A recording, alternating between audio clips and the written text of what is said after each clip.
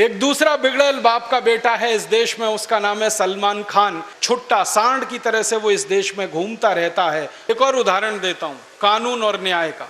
इस देश में एक कानून है, उसका नाम है मोटर व्हीकल एक्ट, अंग्रेजों के जमाने का बना हुआ है। इस कानून में व्यवस्था क्या है, अगर आप किसी व्यक्ति को गाड़ी के नीचे कुचलकर मार डालो तो ये गैर इरादतन हत्या का मामला बनता है और इसमें 2 या 3 साल की ज़्यादा से ज़्यादा सजा होती है। और गाड़ी से उतरकर उसी आदमी को मार डालो तो इरादतन हत्या का आरोप लगता है और सजा 14 साल की होती है और फांसी लग जाती है। अब मुझे आप बताइए, गाड़ी में बैठे बैठे मैंने किसी को कुचल दिया या गाड़ी से बाहर निकलकर मैंने उसको मार दिया, हत्या तो दोनों ही मैंने की है। एक हत्या में 2-3 साल की सजा और एक हत्या में 14 साल की सजा, ये कौन सा न्याय है? दुष्परिणाम जानते हैं क्या होता है? इस देश के बिगड़ैल बापों के बेटे जिनके पास बड़ी बड़ी लंबी लंबी गाड़ियां हैं, वो रात को अंधाधुंध शराब पीकर गाड़ियां चलाते हैं और उन गाड़ियों के नीचे गरीबों को कुचलकर मार डालते हैं। उनके खिलाफ अदालतों में जब आरोप तय होते हैं, मुकदमे के फैसले होते हैं, 2-3 साल की मुश्किल से सजा मिलती है और कई बार वो बाइज्जत बरी हो जाते हैं। एक केस अभी हमारे देश में ऐसा ही आया था। एक बिगड़ैल बाप का बेटा, उसका नाम है संजीव नंदा, उसने दिल्ली की सड़कों पर फुटपाथ पर सोते हुए मजदूरों पर गाड़ी चढ़ाई थी। एक झटके में 8 लोगों को मार दिया था। अदालत ने उसको छोड़ दिया था। Motor vehicle act. एक दूसरा बिगड़ैल बाप का बेटा है इस देश में, उसका नाम है सलमान खान। उसने बंबई में 20 लोगों को अपनी गाड़ियों के नीचे कुचलकर मार डाला है। छुट्टा सांड की तरह से वो इस देश में घूमता रहता है। पुलिस उसका कुछ नहीं बिगाड़ सकती, न्याय व्यवस्था के मुंह पर वो तमाचा मारता है। कारण क्या? Motor vehicle act. जब इस कानून का इतिहास जानने की मैंने कोशिश की तो पता चला अंग्रेजों ने ये कानून बनाया था अपने लिए, क्योंकि अंग्रेज मोटरें चलाया करते थे, गाड़ियां उन्हीं के पास हुआ करती थी और अक्सर उनकी मोटर के नीचे आके भारतवासी कुचलकर मर जाया करते थे। तो किसी अंग्रेज को फांसी ना लगे, उसके लिए इस कानून में व्यवस्था ऐसी की गई थी। वो अंग्रेजों के ज़माने की व्यवस्था आज भी चल रही है और काले अंग्रेजों के लिए फल और फूल रही है और हम भारतवासियों की छाती पर मूंग दल गए। ऐसी देश की व्यवस्था है। इसलिए मैं कहता हूं, देश आज़ाद हुआ कहाँ, स्वतंत्रता आई कहाँ?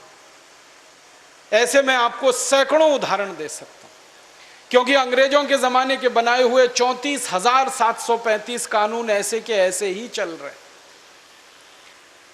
एक और उदाहरण से बात को समझाता हूं, देश कितना गुलाम है। अंग्रेजों के ज़माने में एक अधिकारी आया, आपने किताबों में उसका नाम पढ़ा होगा, उसका नाम था डलहौजी। बहुत अत्याचारी, बहुत क्रूर। उसके अत्याचार और उसकी क्रूरता की कहानियां लिखी जाएं तो मोटे मोटे किताबों के पन्ने भर जाएंगे। इतने अत्याचार और इतनी क्रूरता उस आदमी ने निभाई। उसने क्या काम किया था इस देश में? जब वो आया ईस्ट इंडिया कंपनी की तरफ से और एक बड़ा अधिकारी बन गया, तो उसने एक कानून बनवाया इस देश में। वो कानून लंदन की संसद से पारित हुआ और इस देश में लागू हुआ। उस कानून का नाम है लैंड एक्विजिशन एक्ट। हिंदी में हम इसको कहते हैं भूमि के अधिग्रहण का कानून। इसको सही शब्दों में कहना चाहिए जमीन को छीनने का कानून, जमीन को लूटने का कानून। अधिग्रहण तो बहुत अच्छा शब्द है, जिसमें आप किसी की मर्जी से, किसी की इजाजत से चीज लेते हैं, वो अधिग्रहण होती है। आपने कोई खेत का टुकड़ा अपनी मर्जी से किसी को बेचा, तो अपनी मर्जी से, अपनी इच्छा से आपने बेचा, तो जिसको मिला वो कहेगा कि मैंने इस भूमि का अधिग्रहण आपसे किया। अधिग्रहण होता है इच्छा के साथ, अनुमति के साथ। लेकिन जबरदस्ती आप किसी से छीनते हैं, उसकी इच्छा की परवाह नहीं करते, उसकी अनुमति की परवाह नहीं करते, तो वो अधिग्रहण नहीं होता, वो तो लूटना होता है, छीनना होता है। तो डलहौजी ने यही कानून बनाया, जमीन को लूटने का, छीनने का। नाम रख दिया लैंड एक्विजिशन एक्ट। इस कानून के लागू होते ही डलहौजी ने एक नया काम शुरू किया। वो गांव-गांव जाता था और भारत के किसानों की जो पंचायतें होती हैं गांव की, उन पर एक नोटिस लगाता था। उस नोटिस में लिखा जाता था इस गांव के जिस किसान के पास भी अपनी भूमि है वो मेरे सामने आकर सिद्ध करे कि ये भूमि उसकी है। डलहौजी के सामने किसान आते थे, वो कहते थे ये जमीन हमारी है। डलहौजी पूछता था कैसे है, तो कहता था, किसान कहते थे हमारे पिताजी ने दी, पिताजी को उनके पिताजी ने दी, उनको उनके पिताजी ने दी। हमारे यहाँ जमीन का हस्तांतरण करने का तरीका यही है, वारसा से हमारे यहाँ जमीन इसी तरह से हस्तांतरित होती आई है। तो डलहौजी उनसे कहता था कागज दिखाओ, तुम्हारे पास कोई कागज है सबूत का? कागज कौन रखता था इस देश में? यहां तो मुंह से निकली हुई बात कागज से ज्यादा पक्की मानी जाती थी। इस देश में जब तक कागज के चलन की व्यवस्था नहीं थी, मुंह से निकली गई बात कागज से पक्की मानी जाती थी, और उस मुंह से निकली हुई बात के लिए साम्राज्य चले जाया करते थे। लोग अपनी बात की रक्षा करने के लिए इतने प्राणपण से काम किया करते।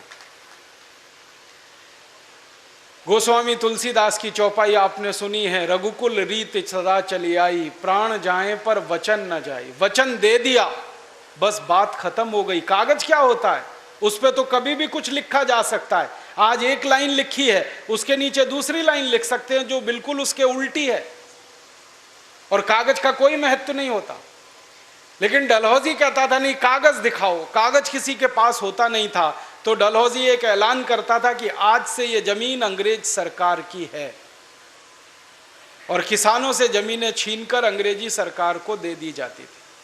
मैंने डलहौजी के समय का सारा इतिहास पढ़ा, सारे दस्तावेज इकट्ठे किए। मुझे बहुत दर्द है ये कहते हुए, 10 करोड़ किसानों से जमीनें छीनी थी डलहौजी में।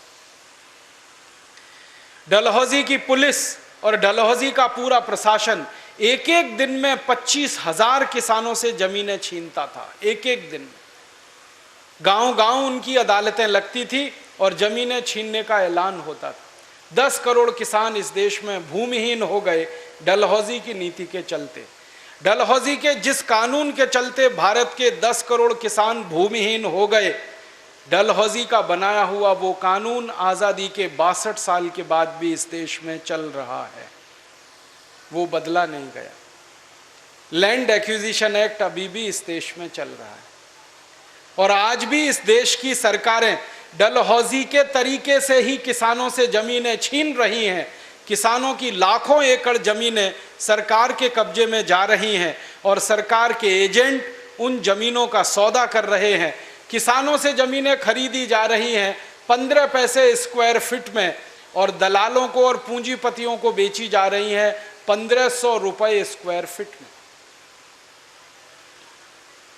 आप जानते हैं, रोज अखबार आप पढ़ते हैं, समाचार सुनते हैं, इस देश में सरकार की कुछ व्यवस्थाएं चलती हैं। एक व्यवस्था चल रही है कि स्पेशल इकोनॉमिक जोन बनाया जाए इस देश में, SEZ बनाया जाए। उसके लिए गांव की जमीन को नोटिफाई किया जाता है। 40 गांव की जमीन, 50 गांव की जमीन, 100 गांव की जमीन एक साथ सरकार छीन लेती है। रातों रात नोटिस आता है, और भारत देश का कलेक्टर नाम का अधिकारी जो अंग्रेजों के ज़माने में होता था, आज भी है, वो गांव की पंचायत को नोटिस थमाता है और कहता है कि ये गांव खाली कर दो, क्योंकि आपकी ज़मीन स्पेशल इकोनॉमिक जोन के लिए हमें चाहिए। लाखों एकड़ ज़मीनें पिछले 15 वर्षों में किसानों से छीनी गई हैं इस देश में। मेरे पास जो दस्तावेज हैं, जो रिकॉर्ड्स हैं, वो बताते हैं कि 5.5 लाख हेक्टेयर ज़मीन, 1 हेक्टेयर में आप जानते हैं करीब करीब 5 एकड़ होता है, तो 25 लाख हेक्टेयर, 25 से 30 लाख हेक्टेयर जमीन, एकड़ जमीन किसानों से छीनकर बड़ी बड़ी कंपनियों को बेच दी गई है कौड़ी के भाव में। मेरा जन्म स्थान उत्तर प्रदेश में अलीगढ़ जिले में है। मेरे जिले के नज़दीक में दादरी नाम का एक छोटा सा कस्बा है। उस दादरी कस्बे के 170 गांवों से हजारों एकड़ जमीन किसानों की छीनकर रिलायंस के धीरूभाई अंबानी ग्रुप को उत्तर प्रदेश सरकार ने बेची। ऐसे बेची कि सरकार धीरूभाई अंबानी की कंपनी की एजेंट बन के काम करती। किसानों पर लाठियां बरसाई गई, गोलियां चलाई गई, और लाठियां बरसाकर, गोलियां चलाकर जबरदस्ती जमीनें छीनकर रिलायंस को बेची गई। क्या करेगा रिलायंस? उस समय कहा गया कि वो एक कारखाना बनाएंगे, बिजली बनाने का कारखाना लगाएंगे, मेरे जैसे आदमी ने उस कारखाने का हिसाब निकाला तो पता चला 250 एकड़ जमीन में वो कारखाना आराम से लग सकता है, उसके लिए 50-60 हज़ार एकड़ जमीन की कोई ज़रूरत नहीं है। तो इतनी जमीन क्यों ली गई? जब आरटीआई एक्ट में हम लोगों ने इस मामले को डाला, राइट टू इंफॉर्मेशन एक्ट में डाला, तो पता चला कि वहाँ कोई बड़ा शहर बनेगा रिलायंस का। वो जमीन किसानों से 15 पैसे स्क्वायर फीट में ली गई है, वो शहर बनने के बाद 15,000 रुपये स्क्वायर फीट में बेची जाएगी। बीच का मुनाफा रिलायंस खाएगा। रिलायंस के बाप की जमीन नहीं, उसके दादों की जमीन नहीं, जमीन हमारे किसान की है, मजदूर की है, लेकिन मुनाफा रिलायंस की तिजोरी में जाएगा। ऐसे हमारे देश में सरकारें काम करती हैं, कभी रिलायंस के लिए, कभी टाटा के लिए, कभी कॉलगेट के लिए, कभी हिंदुस्तान लीवर के लिए। पहले हमारी सरकारें काम करती थी ईस्ट इंडिया कंपनी के लिए, अब सरकारें काम करती हैं रिलायंस और टाटा जैसी कंपनी के लिए। कैसे कहें देश आज़ाद हो गया? कैसे माने स्वतंत्रता आ गई इस देश में? किसानों की जमीनें तो आज भी छिन रही हैं इस देश में। और आपको एक दुखद बात बताना चाहता हूं, जिस गांव की जमीन को सरकार छीन लेती है उसके बारे में मुकदमा सुप्रीम कोर्ट में भी नहीं होता है। आप जानते हैं क्यों? एक चालाकी हमारे देश के काले अंग्रेजों ने की। जब संविधान बनाया तो ये लैंड एक्विजिशन एक्ट को 9th शेड्यूल में डाल दिया, संविधान के 9वें अनुच्छेद में, 9वीं अनुसूची में डाल दिया, जिसको किसी अदालत में भी चुनौती नहीं दी जा सकती। इसलिए हर किसान तड़पता है, बिलखता है। जमीन एक बार उसके हाथ से जाती है तो वापस नहीं आती, बेघर हो जाते हैं, दर बदर की ठोकरें खाते हैं। इस देश के किसानों के साथ ये व्यवहार होता है। तो डलहौजी का लैंड एक्विजिशन एक्ट अगर आज़ादी के 62 साल में भी चले तो कैसे कहें कि देश आज़ाद हो गया? मुझे तो ऐसा लगता है कि डलहौजी मरा नहीं है, उसी की आत्मा हमारे काले अंग्रेजों में प्रवेश कर गई है जो किसानों से जमीनें छीन गए। दोस्तों, सबसे पहले तो चैनल सब्सक्राइब करें, फिर लाइक, कमेंट और शेयर करें। और हाँ, हमारा एंड्रॉयड ऐप डाउनलोड करना ना भूलें।